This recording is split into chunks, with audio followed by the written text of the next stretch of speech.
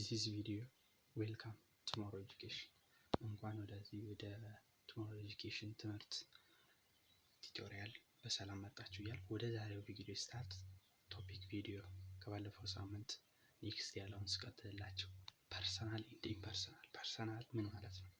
ፐርሰናል ፕሮናውን ሪፌር የሚያደርገው ተውላጠ ስሞች ይህ ተውላጠ ስም ደግሞ ምንድነው?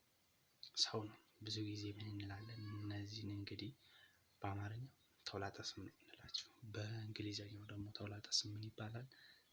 ፕሮናውን ይባላል። እስቲ እንየው። ፐርሰናል ምን ማለት ነው? በአዲኛው ፐርሰናል what are you heard personal whereas impersonal pronoun refer pronoun can be either singular or personal pronoun or indicate gender ነጠላና ብዙ ስሞች ምንድናቸው የሚሉትን ነገሮች ከጠቅላላ ጀምረን ስንማራቸው የመጣን ነው። ይህንን ደግሞ በሰንጠረዥ መልኩ እንግዲህ ያሳያቸዋለሁ በቴብል ድሮ አድርጌ እስከ ዝግጅት የፍጻሜ ድረስ አብራችሁን ቆዩ።